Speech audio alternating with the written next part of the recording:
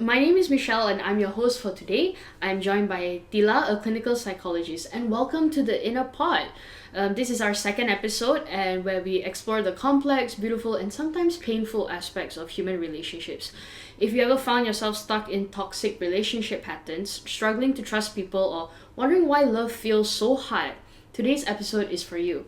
We're diving deep into the topic of relationship trauma, what it is, how it affects us, and most importantly, how we can heal and build healthier connections. Now, before we start, this podcast is solely for informational and educational purposes only. It is not a substitute for professional therapy and medical advice. So, I am joined by, like I said, Tila, our clinical psychologist. How are you? I'm good. Thank you so much for having me. I'm really glad to be here, actually, to be having this discussion about relationship trauma. I think this is something that a lot of people carry, but they often don't realize it.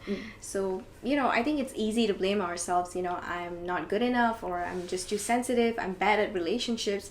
I think a lot of our struggles stems from deeper emotional wounds.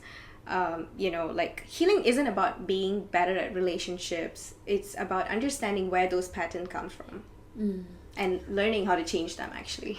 I see. I think that's such an important point that you brought up because I don't think a lot of people even realize that they have relationship trauma. It might be just like, oh, maybe I have just trust issues, or maybe I just attract the wrong person without connecting it to something deeper. Exactly. A lot of people think trauma only applies in extreme situations like abuse or violence, but I think it's so much more broader than that.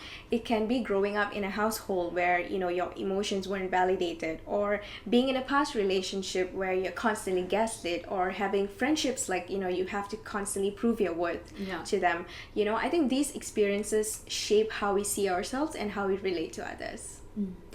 I think that's such an interesting insight. So let's try to break it down because this is actually a very heavy topic, right? So what exactly is relationship trauma?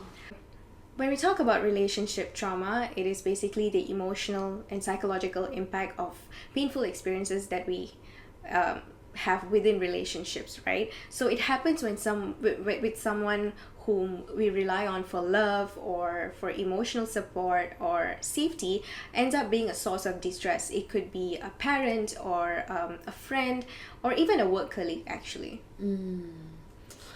I see. So, yeah. Continue. Yes. When people hear trauma, it is often something very dramatic or life-altering events. But I think trauma exists on a spectrum. Yes, physical, emotional, and sexual abuse are clear examples of trauma, but I think so is growing up with an emotionally unavailable parent, or when you have a past relationship where your needs are constantly dismissed, or experiencing betrayal from someone who you deeply trusted. That's really interesting. I think a lot of people don't realize that emotional neglect, for example, can be really traumatic. Absolutely. I think, let's take an example. So imagine a child only receives love and praise, when they achieve something, say, getting straight A's in exams, right? So they would start learning that love is conditional, that they have to earn it. So fast forward to adulthood, they would find themselves in a relationship where they have to overextend themselves to prove their worth, and if they're not perfect, they would be afraid that they might get abandoned. So that's trauma playing in real time. Oh, but I think that makes so much sense, right? Because it's not just about what happens to us, but how we deal with those situations and how we internalize those experiences, right? Exactly. I think trauma shapes our core belief in terms of relationships or even about ourselves, right? So if someone experiences a repeated cycle of betrayal, we might develop beliefs like people will always leave me, or I can't trust anyone. So if they were constantly criticized growing up, they might think I'm never going to be good enough. So these beliefs don't just sit in our heads, they influence how we behave, the partners that we choose, or even how we react to conflict. I see. I think that's a lot to take in, actually.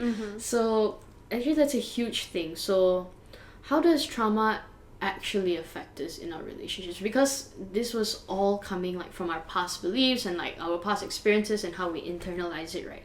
So how does it affect us now? Trauma changes how we think, feel, and behave in relationships, right? So it makes us hyper aware of the danger, but even when none exists, right? So this plays out in three major ways in terms of cognitive, which is our thoughts, emotionally, our feelings, and even behaviorally, our actions. When we talk about cognitive, right, the way that we think, I think trauma shapes our inner dialogue. Like someone who's been repeatedly abandoned, they might think that I have to keep proving my worth so I would not be abandoned, right? So they may assume the worst case scenarios, like for example, reading too much into a delayed text, or interpreting a neutral behavior as rejection.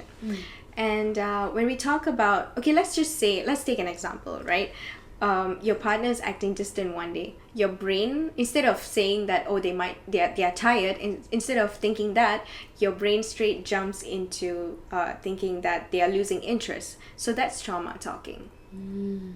So I think that's really interesting, right? Because our cognitive effects shows us that they're losing interest, or they're probably just tired, and that's trauma talking.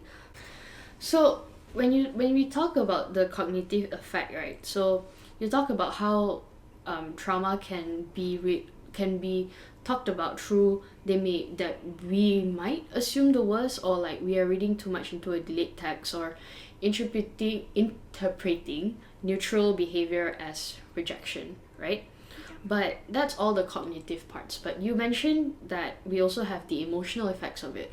So what can you try to delve in that a little bit more? Like what is it? Sure.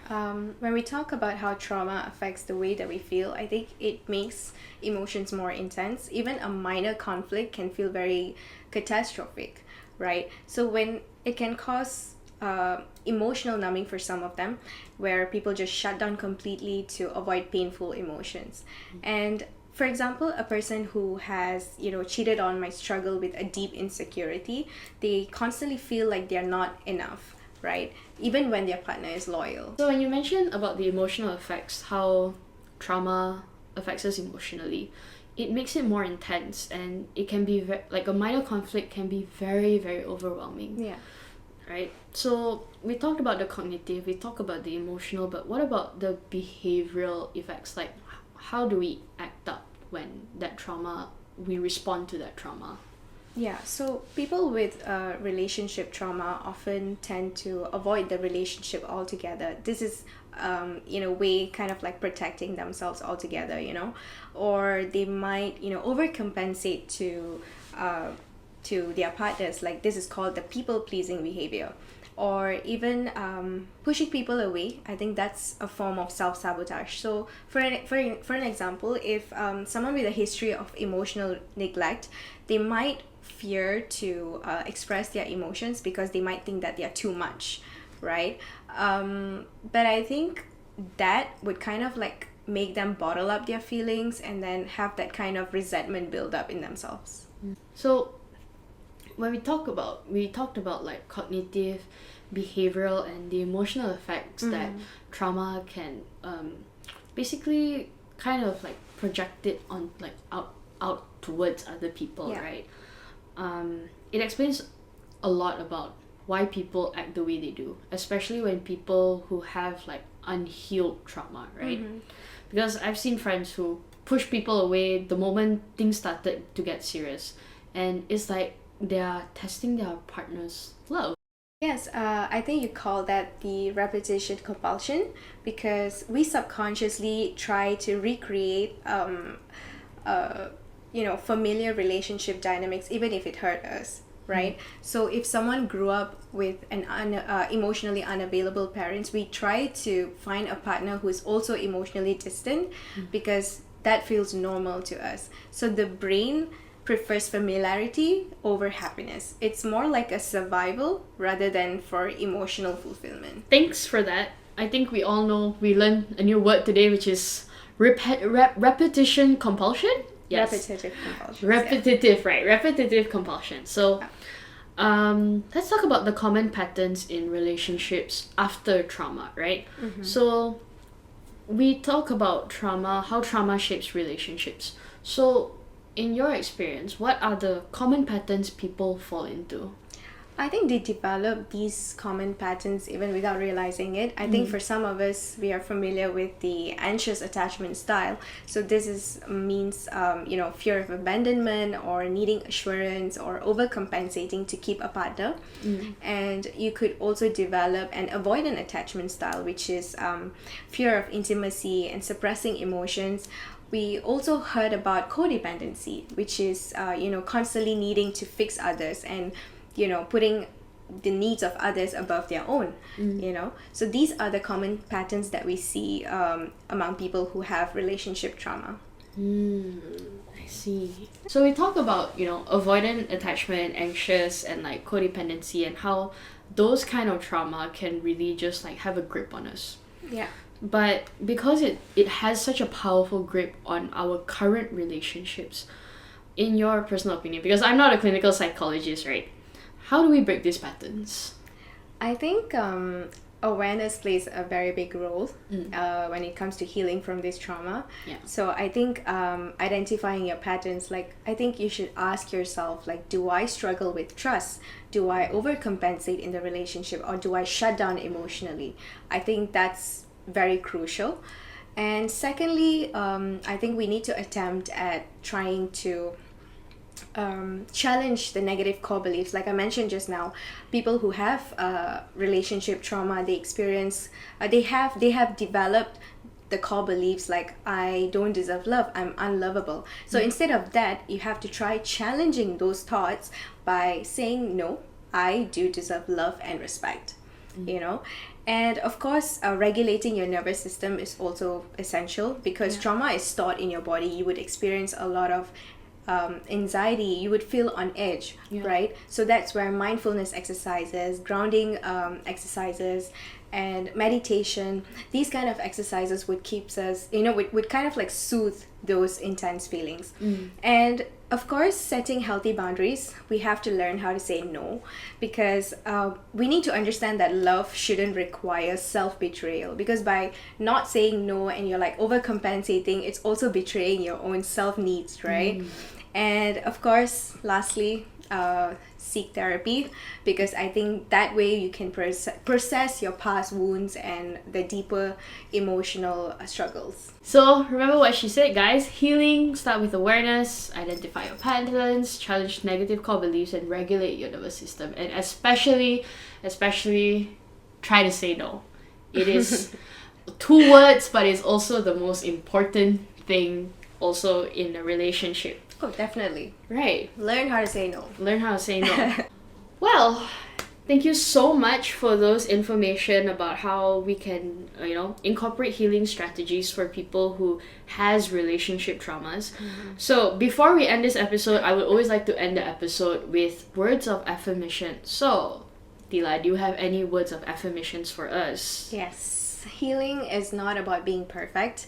It's about recognizing where our patterns come from and making small intentional choices towards change. So you're not broken, you're healing. Hear that, guys? You are not broken, you are healing. And you know what? Beautifully said. Thank you so much for this conversation. Thank you. This podcast have been an absolute wonderful, powerful discussion. So let's quickly recap. Relationship trauma impacts our thoughts, emotions, and behaviors. It can lead to patterns such as anxious, avoidant, and codependency. Healing is possible through self-awareness, boundary setting, and therapy. Absolutely. I want to remind everyone who's listening, you are healing from something that broke you, and I think that's a very courageous thing to do. So kudos to all of you. Okay. Thank you so much, Tila, for your wonderful insights and everything. It has been a wonderful discussion and it was great to have you here. If this episode resonated with you, share it with someone who might need it. And thank you so much for tuning in. We'll see you in the next episode. Bye-bye!